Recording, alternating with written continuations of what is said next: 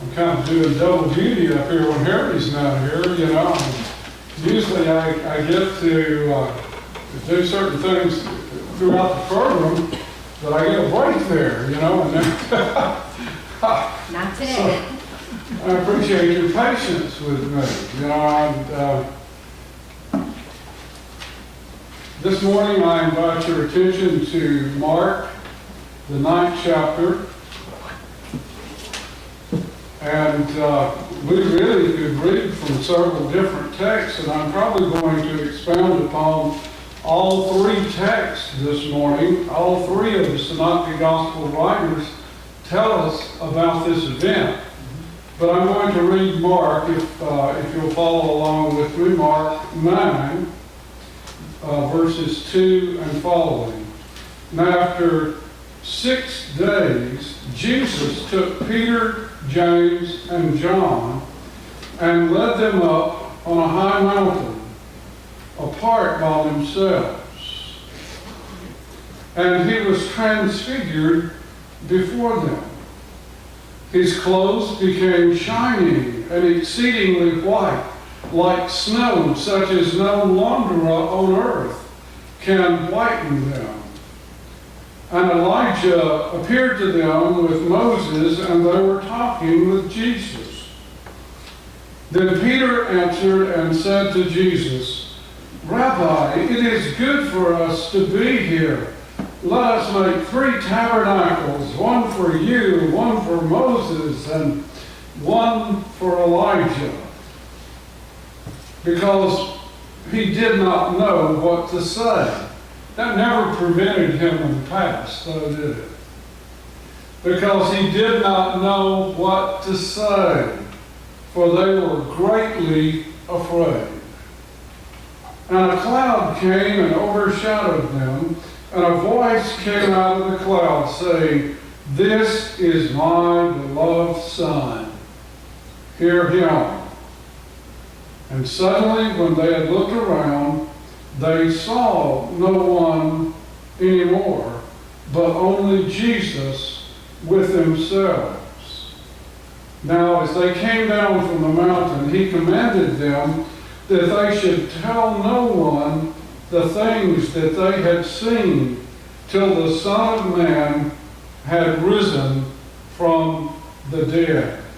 This is the word of the Lord. Thanks be to God. You know, today around the world, the church celebrates and worships the event known as the Transfiguration. We know about this glorious event, this glorious moment in the life of Jesus, because it is recorded for us by all 3 Synoptic Gospel writers, Matthew, Mark, and Luke. And then it is also given to us in a somewhat sketchy form by the 2 eyewitnesses, Peter and John. Peter writes in 2 Peter chapter 1, verses 16 through 18, his account of that moment. And John puts in more general form that testimony when he says, we beheld his glory, the glory as of the only begotten of the Father, full of grace and full of truth. So this is a real event that we are reading about this morning. And because it is a real event, it was a real event in history. Some have called this event a miracle. You know, what an amazing moment that must have been. You're there, one of the 3 disciples, and Jesus is with you, and he's in prayer, and suddenly his face begins to shine like the sun, and his clothes become white as anything you can imagine. In fact, one of the writers says, white like the flash of lightning. Can you imagine what a dramatic moment that must have been? Because of this, some have called this moment a miracle. But I would like to say that the real miracle was not the revelation. The miracle was the concealment. Charles Spurgeon, 150 years ago, said the real miracle was his concealment every moment of his life of this tremendous, glorious reality. Think of how many times Jesus could have said, okay, I've had enough. I want to show you who I am. When they took him and placed him before the judge, and they were spitting on him and slapping him in the face and pulling out his beard, how many of you think there would have been people waiting in line to do that if he would have just said, okay, I've had enough, and he revealed his glory like he did to the disciples? So the real miracle is that Jesus held back, revealing himself in that way to the world. It was at a chosen moment for his closest disciples that Jesus revealed himself. It was in that intimate circle of Peter, James, and John. And Jesus used these three leaders in order that he might use them as leaders of the disciples. But it's interesting, the three that he chose of the 12, they're kind of like bookends. Peter is probably the oldest, so he's on one end of the disciples. And then John may be the very youngest, and he's on the other end. And then James, he is the disciple that some have referred to as the go big and go home disciple. You've heard that expression, go big or go home. It usually refers to the fact that some sports contest or some great performance, you either go big or you go home. Well, in the case of James, he was go big and go home because he was the first disciple of the 12 to be martyred. His life was very short, and yet Jesus trusted him with the most precious experience that was only granted to Peter and to John. He knew the role that Peter would have in leading the church, and he knew the tremendous job that John would do, because John was going to be around for another 7, possibly 70 years, and that he would write 5 books of the Bible, including the Revelation. But James, on the other hand, would be martyred only a little bit from then. So these three kind of represent extreme discipleship for us, if you would like to see them as such. Peter is always the first to speak. And he's also usually the first one to put his foot in his mouth, isn't he? In fact, I often picture this saint. You know, we all have different pictures of the saint.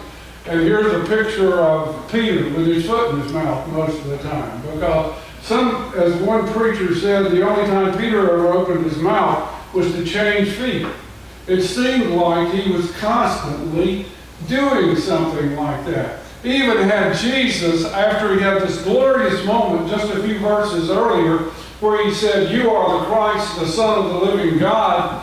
And Jesus said, "Blessed are you, Simon Bar-Jonas, for flesh and blood has not revealed this to you, but my Father who is in heaven." And Peter said, "I'm on a roll." And Jesus said, "And now I'm going to go and I'm going to be persecuted and I'm going to be crucified and we're going to Jerusalem and I'm going to be killed."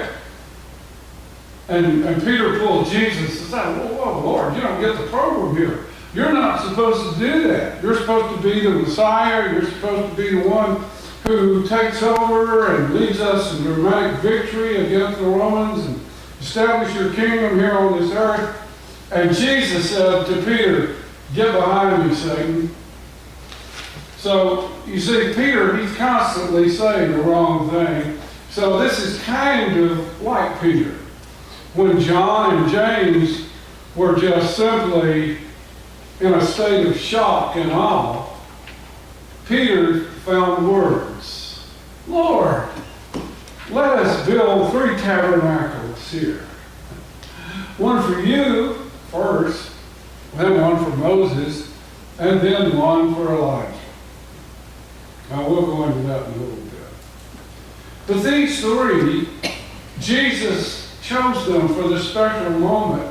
This is not the only time that Jesus had Peter and John with him when the other disciples were not present. When Jairus' daughter was raised from the dead, Peter, James, and John accompanied Jesus into the room. The other disciples stayed outside. And so now we witness this special revelation of who Jesus is to these three once again. And in his darkest hour, these three will be with him in the Garden of Gethsemane right before his arrest. You see, Jesus was investing his life in his disciples. And not only was he investing his life in his disciples, in this special moment of transfiguration, he was investing in them by revealing to them the true essence of who he was. What a wonderful thing it is to see Jesus. Can you imagine what it would have been like to have been Peter, James, or John and seeing Jesus in this way? You know, I believe Jesus still invests in a select few of his disciples, those that are willing to look, those that are willing to listen. And sometimes he even just blindsides a guy, like he did Paul on the road to Damascus, where Paul's testimony was that he was struck down by a blinding light that was brighter than the noonday sun, and he heard a great voice, and that voice said, "I am Jesus, whom you are persecuting." So, you see, Paul himself was blessed with this beatific vision that also Peter, James, and John experienced. And I'm sure that Paul must have told that story every time he shared in the gospel. When he would go to a new place, he would say, "Let me tell you what happened to me on the road to Damascus." And then he would tell that story. He referred to that special touch of this revelation in 2 Corinthians 3:18. He said, "But we all with open face," that means unveiled face, "beholding as in a glass," that's like a mirror, "the glory of the Lord, are changed into the same image, even from glory to glory, even as by the Spirit of the Lord." Apparently, Paul believed, because he said, "we all," he's referring to the church, "we all with open face." In other words, I think he is saying all who are willing to let the Lord pull that veil down from their face, from their eyes, that conceals his beauty and his glory, will be enabled to see this wonderful vision of who Jesus is.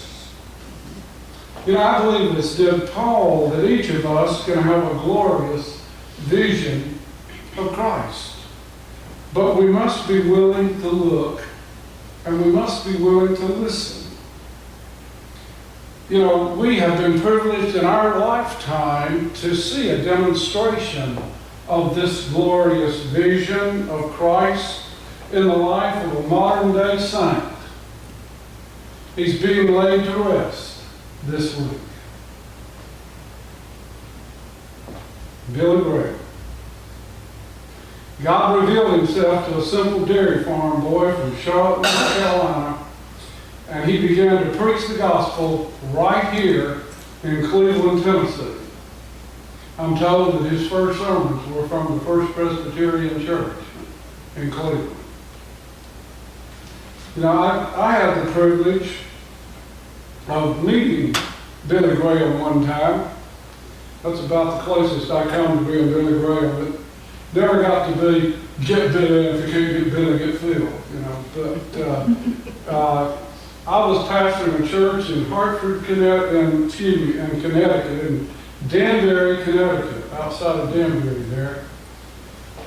And Billy came in 1985 to do a crusade called the New England Crusade. It was held in Hartford. It was about 70 miles from Danbury, and I was able to work with our deacon board to rent school buses to take anyone from the surrounding area of Danbury to hear Billy preach. We took 550 people, and we saw 50 accept Christ that week. What a wonderful, glorious week it was. But here's an example of one person who was able, Billy Graham, a simple dairy farmer from North Carolina, to hear the voice of the Lord and to see a vision that was so much greater than himself that he could actually believe that God would use him to preach the gospel. And before he was laid to rest, had preached to over 200 million people. What an incredible testimony. Well, in our text this morning, we're going to see Jesus revealing himself to 3 disciples. And he had just got through saying to them earlier in a teaching that there are many here, or at least some of you that are here, he said, are going to be able to see the kingdom come in its glory and its power. And then less than a week later, he is there revealing himself to Peter, James, and John. So one of the things I want you to notice about this story that we've read is that the king was revealed to his people, to his subjects. The first thing that was revealed about the king was the uniqueness of his person. Jesus is like no other. What is Jesus like? The answer is no other. He came into human flesh, but he is like no other. He is the perfect God, man, 100% God, 100% man. There has never been anyone like him, and there never will be anyone like him. He is completely unique in his person. And he wanted the disciples to realize that. You see, they probably followed him and they thought, this man is a great teacher.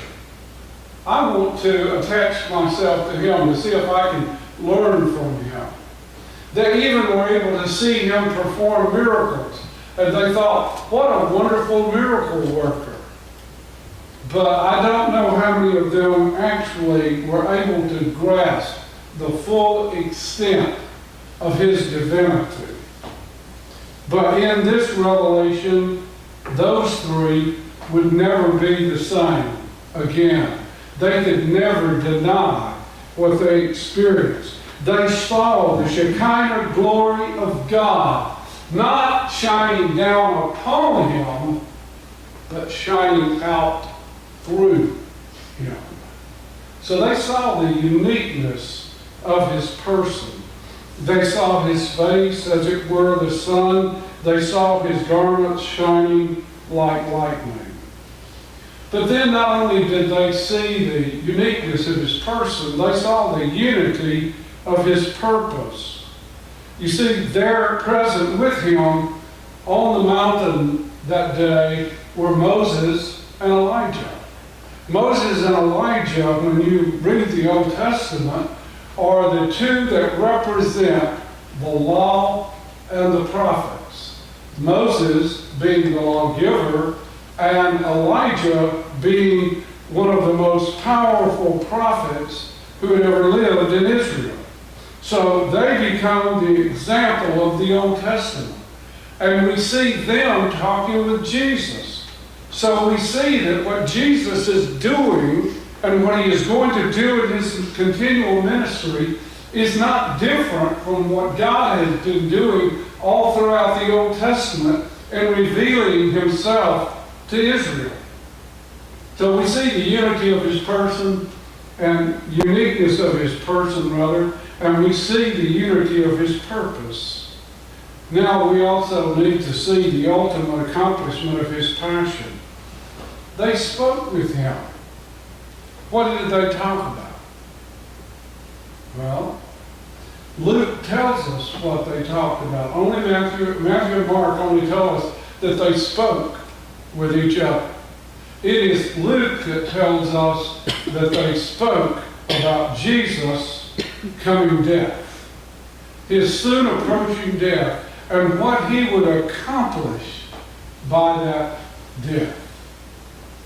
I'm sure that it was exciting for Moses and Elijah to be there present with Jesus, because you see, their whole lives, their ministry had focused on presenting the message and pointing forward to Jesus. They all pointed to the cross. And so they were able to sit there and to talk with him, or stand there rather and talk with him about that wonderful mission, that wonderful purpose, that what Jesus would accomplish on the cross for the whole world. Have you ever asked yourself why the Transfiguration? Why did Jesus do it in the way that he did it? Well, I believe first of all, they needed to see who Jesus really was.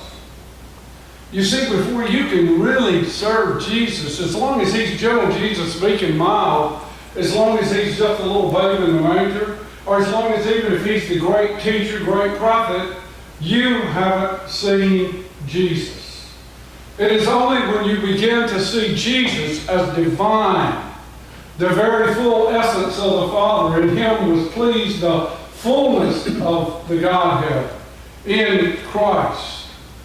You see Jesus. And they needed to see Jesus in this way. And Jesus did that. And so he revealed himself to the key leaders of the group of disciples, Peter, James, and John. And you see, not only did they need to see him, because when they saw him truly as he was, they would see themselves truly as they are. They are the followers of Christ. Who are we? Are we followers of Christ?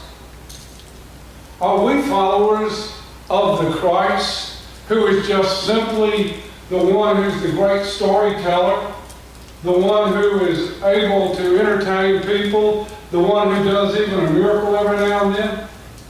Are we followers of the Christ who is the very Son of the living God, who one day is going to return in all of his glory, who is one day going to hold the world at his feet, and everyone shall kneel and bow and confess that he is Lord, to the glory of the Father. Even all the atheists in this land who have tried to cut the Bible out of the school and prayer out of the school, they one day are going to stand before him, and they're going to fall on their faces, and they're going to proclaim that he is Lord, to the glory of the Father. Did you know that? That's the Jesus we serve. And my friends, if all we're trying to do is go out and get more people to come into this church, or to join with our select little group, and we're not out declaring the glorious gospel of the living God, who alone can save us from our sin, and we don't realize that one day we're going to stand before this glorious God and give an account for that, then we haven't seen Jesus. We've seen only a picture of him. Have you seen Jesus? Then when you see Jesus, you'll never be the same again. Let us stand and let us sing our hymn of decision.